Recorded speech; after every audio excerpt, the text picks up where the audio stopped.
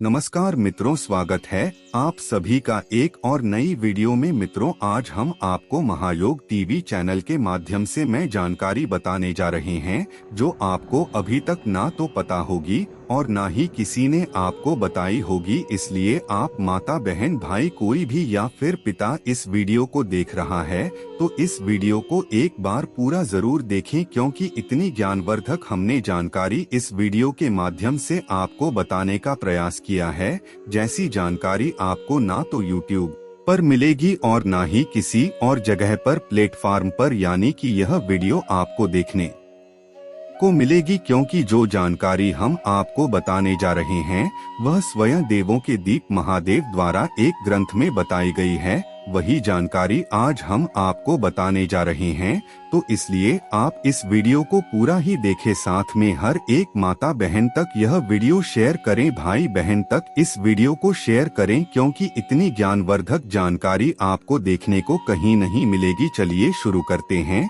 इस छोटी सी जानकारी को हर किसी को जानना बेहद जरूरी है। मित्रों, आपको बता दी मित्रों, यह एक सवाल है कि अच्छे लोगों की मृत्यु जल्दी क्यों हो जाती है। सर, यह देखा जाता है कि अच्छे से और धर्म से चलने वाले लोगों की मृत्यु अक्सर जल्दी ही हो जाती है। शास्त्रों में तो बताया गया है कि कलयुग में लोगों की उम्र 30 साल ही रह जाएगी और कलयुग का अंत होते होते आपने यह भी सुना होगा कि भगवान अच्छे लोगों को जल्दी बुला लेते हैं। मित्रों, आपको बता दे, यह दुनिया का एक बहुत ही बड़ा सच है जो आपको आज पता लगने वाला है। अगर आप इस वीडियो को पूरा देखोगे तभी आपके पूरे ज्ञान की प्राप्ति हो सकेगी, तो इसलिए आप इस वीडियो को पूरा ही देखें। मित्रों, आपको बता दी कि कर्मों के कारण मृत्यु यह फैसला तो भगवान ही करते हैं कि किसकी उम्र कितनी है। आप यह कहावत भी जरूर सुनेंगे कि जितनी चाबी भरी राम उतनी ही तमाशा करते हैं। दोस्तों, इस कहावत से साफ हो जाता है कि किसकी मृत्यु कब होती है यह भगवान ही तय करते हैं। वैसे तो अच्छे लोगों की मौत जल्दी हो जाने के पीछे कई कारण होते हैं, लेकिन पहले कारण को समझने के लिए आपको यह जानना होगा कि हम जो कुछ भी इस जन्म में करते हैं उसका जवाब हमें ऊपर यमराज को देना होता है। यदि उसका पाप का पलड़ा भारी होता है तो उसे नरक में तपस्या काटनी पड़ती है, और यदि पुण्य का पलड़ा भारी हो तो उसे स्वर्ग का सुख मिलता है। और यही चक्र कई युगों तक चलता रहता है, जब तक उसे मोक्ष की प्राप्ति नहीं होगी। इस मृत्युलोक में हर कोई अपने छोटे से कम के लिए आता है। अच्छे लोगों की मृत्यु जल्दी क्यों हो जाती है? कोई आत्मा इंसान बनता है तो कोई जानवर के शरीर में प्रवेश करता है। ये उसके संबंधित कर्मों के आधार पर ही तय होता है। इसके अलावा उनके जन्म देने वाले माता पिता के संस्कार भी उनके अंदर आते हैं।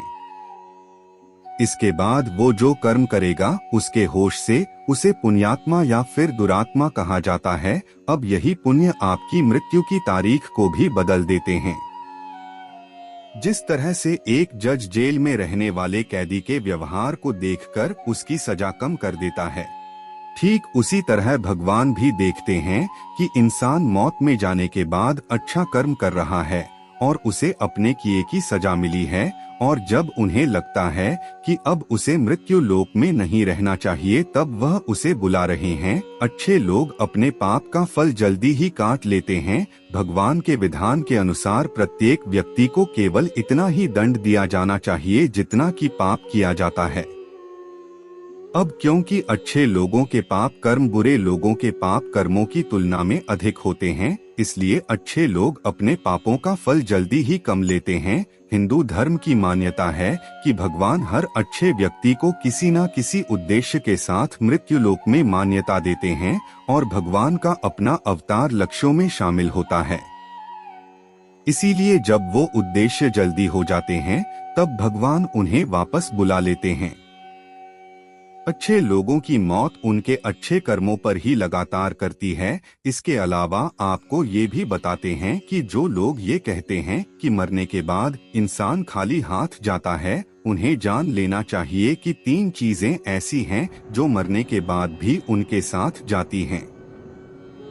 एक है विशिष्ट कर्म, दूसरा है स्मृति और तीसरा है जागृत। इसीलिए अब आप किसी से ये मत कहना कि आप खाली हाथ आए थे और खाली हाथ छोड़ देंगे। मानव जीवन का उद्देश्य इसकी वजह है मनुष्य में सत्य एवं असत्य का विवेकी हमारी बुद्धि का होना।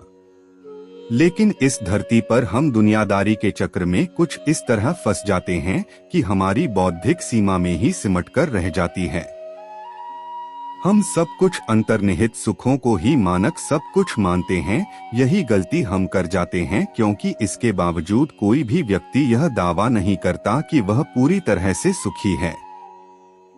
सच्चाई यह है कि हमें सामान्य मानव जीवन के उद्देश्य का पर्दाफाश करने के लिए निरंतर प्रयास करते रहना चाहिए।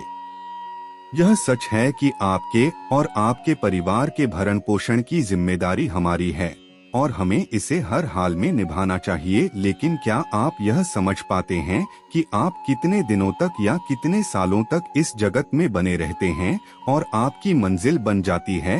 तो इन कार्ड के उत्तर में ज्यादातर लोग यही कहते हैं कि पता नहीं, ऐसे लोग बड़े ही अजीब होते हैं। वो यात्रा तो कर रहे हैं पर यात्रा के संबंध में उन्हें कुछ जानकारी नहीं होती। क्या आपने कभी एकांत में यह सोचा है कि आपका यह मानव जीवन क्यों मिला है? तो दोस्तों, महाभारत में युधिष्ठिर महाराज के एक प्रश्न के उत्तर में भीष्म पितामह ने कहा था कि किसी से बढ़कर कोई भी जीव नहीं है। आपको यह जानकर आश्चर्य होगा कि 84 लाख योनियों के बाद हम मनुष्य जीवन से मिलते हैं और संसार के सभी प्राणियों में मनुष्य ही सबसे श्रेष्ठ है। मित्रों, धर्म कोई सा भी क्यों ना हो, हर किसी में यही बताया गया है कि जिसने इस धरती पर जन्म लिया है उसकी मृत्यु निश्चित है।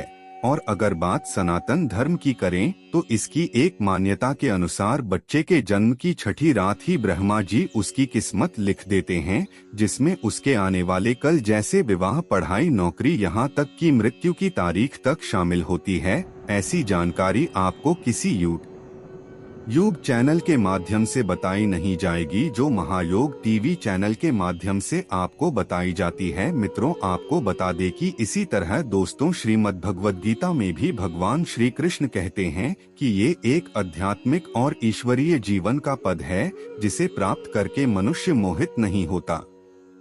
यदि किसी जीवन के अंतिम समय में भी इस तरह की स्थिति में हो तो वह भगवत धाम में प्रवेश करता है। मनुष्य कृष्ण भावनामृत या दिव्य जीवन को एक क्षण में तुरंत प्राप्त कर सकता है और हो सकता है कि उसके लाखों जन्मों के बाद भी यह प्राप्त न हो। दोस्तों, यह तो सच को समझने और स्वीकार करने की बात है। भगवत गीता कहती है कि वास्तविक जीवन शुरू किया गया यह उद्यम जीवन के साथ होता है। दोस्तों, इन बातों से यह तो स्पष्ट होता है कि हम सभी एक निश्चित समय के लिए पृथ्वी पर रहने वाले सभी लोग आते हैं और कुछ विशेष कर्मों को करने के लिए आते हैं। मित्रों, अब तक आपने कमेंट बॉक्स में हर हर महादेव एवं जय विष्णु भगवान ना लिखा हो तो अवश्य ही लिख दे। साथ में हम आपको आगे जानकारी बता रही है कि जब हमारे कर्म पूरे हो जाते हैं और इस जीवन के लक्ष्य प्राप्त हो जाते हैं तो प्रभु हमें परलोक में एक सहज स्थान प्रदान करते हैं। भगवान कृष्ण और अन्य कहते हैं कि वास्तविक जीवन तब शुरू होता है जब यह भौतिक जीवन समाप्त हो जाता है। मित्रों, जो लोग सदाचारी होते हैं और जीवन में अच्छे कर्म किए होते हैं वे वास्तव में विशेष होते हैं।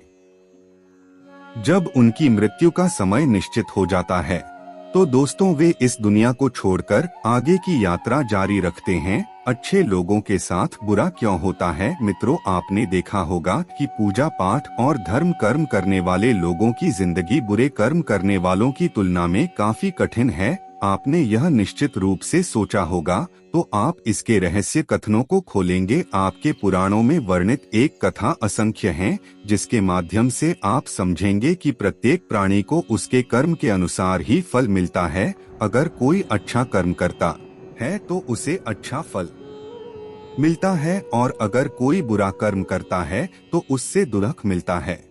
श्री कृष्ण ने कहा कि एक गांव में दो आदमी काम कर रहे थे। उनमें से एक बड़ा ही धार्मिक था और रोज मंदिर जाता था और भगवान की पूजा करता था।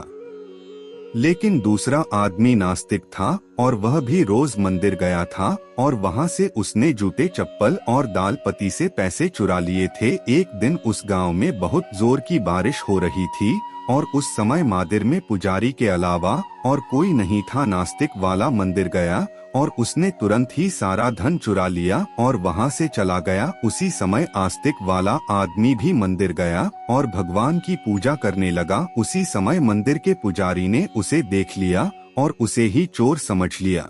गांव के बाकी लोग भी आ गए और बचकर निकल गए। रास्ते में वह एक बार टकराया और घायल हो गया।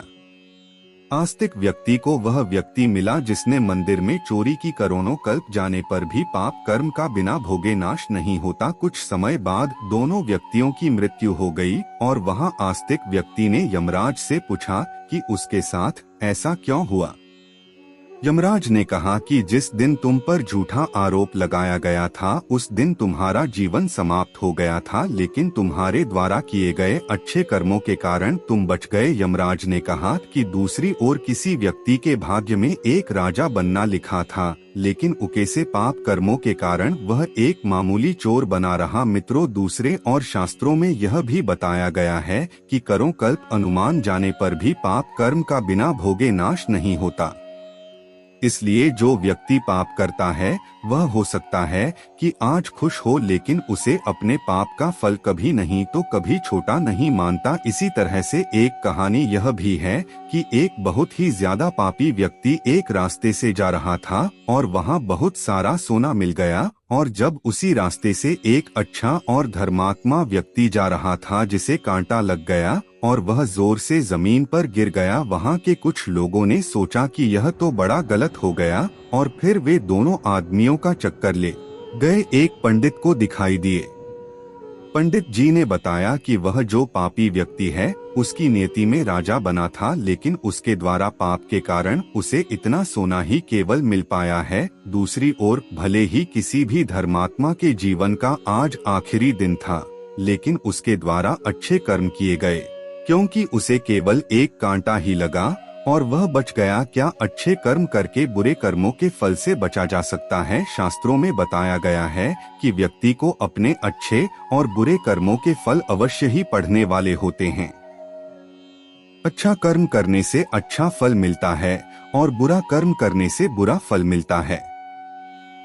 हमें अच्छे और बुरे दोनों कर्मों के फल भोगने वाले हैं। भगवत गीता में भगवान श्री कृष्ण कहते हैं कि कर्म की गति आसान नहीं है। इसका मतलब यह है कि यह फाइल बड़ी मुश्किल है कि हम में से कौन जन्म से कर्म करेगा और कौन जन्म में हमें उसका फल मिलेगा। हो सकता है जिस पाप के कारण आज आपके साथ बहुत बुरा हुआ कि आपने हजारों जन्म पहले किए हो। इसके अलावा हो सकता है कि आपने कोई पाप अनजाने में किया हो जिसके बारे में आपको कुछ पता ही न हो। क्या धोखे से सबसे नए पाप कर्म का फल मिलता है? कर्म का सिद्धांत अचूक है।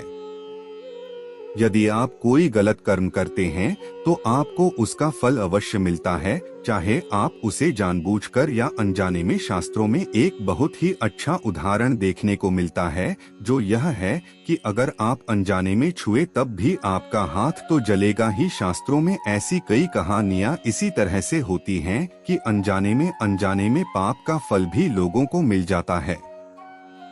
एक कहानी है पांडवों के पिता महाराज पांडु की, जिन्होंने एक हिरण को तीर मार दिया। वे उस समय नहीं जानते थे कि एक ऋषि ने हिरण का रूप धारण किया था और ऋषि ने उन्हें श्राप दिया था, जिसके कारण आगे चलकर उनकी मृत्यु हो गई। शास्त्रों के अनुसार क्षत्रिय राजाओं को शिकार करने की छूट है और हिरण को गिराना कोई पाप नहीं था, लेकिन पांडु यह नहीं जानते थे कि हिरण के रूप में वे एक ऋषि हैं, जिनके कारण वे इतने भयंकर श्राप मिले कि उनकी मृत्यु हो गई। पाप से बचने का उपाय क्या है? वैसे तो भगवान श्रीमद् भगवद गीता में कथन है कि कर्म और उसके सावन को समझ पाना बहुत ही कठिन है और किसी व्यक्ति को उसके कर्मों के फल अवश्य मिलते हैं। यदि कोई पाप कर्म करता है तो उसका फल अवश्य भोगना पड़ता है, लेकिन भगवान श्री कृष्ण श्रीमद् भगवद गीता के अध्याय 18 में कहते हैं कि सभी धर्मों को छोड़कर मेरी शरण में आ जाओ और मैं जाकर उसे सारे पापों से मुक्त कर दो। हमारी जिंदगी में बहुत से लोग आते हैं, उनमें से कुछ अच्छे होते हैं और कुछ बुरे होते हैं। दोस्तों, जो लोग अच्छे होते हैं उनके कर्म भी अच्छे होते हैं। उनकी बातों की वजह से हम उन लोगों को याद करते हैं और बुरे लोगों को हम भूल जाना पसंद करते हैं। लेकिन मैंने अपनी जिंदगी में बहुत से अच्छे लोगों को परेशान होते देखा है। इसके विपरीत बुरे लोग खुश रहते हैं और उनकी अपनी बुराइयां पर कोई प्रतिबंध नहीं होता है। बड़े बुजुर्ग का कहना है कि इंसान की नियति उसके परिवार के लोगों के द्वारा किए गए कर्मों से होती है। इसका सीधा मतलब है कि यदि बुरे व्यक्ति के महत्वाकांक्षी ने अच्छे कर्म किए हैं तो उस व्यक्ति का बुरा को उसका अच्छा फल अवश्य मिलेगा। इसलिए उस बुरे व्यक्ति के साथ वर्तमान में सब कुछ अच्छा होता है और हम मानते हैं कि वह कितना बुरा है और उसके सब अच्छे और ठीक ठाक होते हैं। लेकिन यह सिर्फ हमारी सोच भर है। ऐसा इसलिए होता है कि भूतकाल में उस बुरे व्यक्ति के पूर्वज ने अच्छे कर्म किए होंगे जिसका फल उसे अब मिल रहा है। विपरीत आपने यह ज्यादातर देखा होगा, जो लोग अच्छे कर्म करने वाले हैं वे हमेशा परेशान रहते हैं और उनके साथ कुछ ना कुछ बुरा होता रहता है। ऐसा इसलिए होता है, शायद उस अच्छे व्यक्ति के पूर्वज ने कुछ बुरा किया होगा या अनजाने में किसी का दिल दुखाया होगा, जिसके कारण अच्छे व्यक्ति को उसका फल मिल रहा है। लेकिन सबसे बड़ी सच्चाई यह है कि हमेशा हमें ही अपने कर्म अच्छे ही करते रहना चाहिए, क्योंकि मनुष्य को अपने कर्मों का फल यही जन्म में हमारे बड़े बुजुर्ग कह गए हैं। खुद के लिए किए गए कर्मों से ही इंसान की नियति बनती है, जो जैसी होती है ठीक वैसे ही कटेगा। मित्रों, कमेंट बॉक्स में यह जरूर बताएं कि यह जानकारी आपको कैसी लगी। अगर जानकारी अच्छी लगी हो तो हर एक भारतीय नागरिक तक इस वीडियो को शेयर करें एवं महायोग टीवी चैनल को सब्सक्राइब जरूर करें, क्योंकि इतनी जानकारी सिर्फ और सिर्फ आपको महायोग टीवी चैनल के माध्यम से ही मिल चुकी है। साथ में हम आपको बताना चाहेंगे कि यह जानकारी हम वेद और पुराने से प्राप्त की है, जो जानकारी हम आपके लिए लेकर आते हैं। इसलिए आप हर एक भारतीय नागरिकता इस वीडियो को ज्यादा से ज्यादा शेयर करें, जिससे कि इतनी ज्ञान भर तक जानकारी हर एक व्यक्ति तक, हर एक माता बहन तक अवश्य ही पहुंच सके। मिलते हैं नई वीडियो में। नई वीडियो बनाने से पहले दोस्तों, आपसे छोटा सा अनुरोध काम करना चाहेंगे कि आप इस वीडियो को ज्यादा से ज्यादा शेयर कर एवं हर एक भारतीय नागरिकता की अवश्य शेयर करें एवं महायोग टीवी चैनल को अवश्य सब्सक्राइब करें।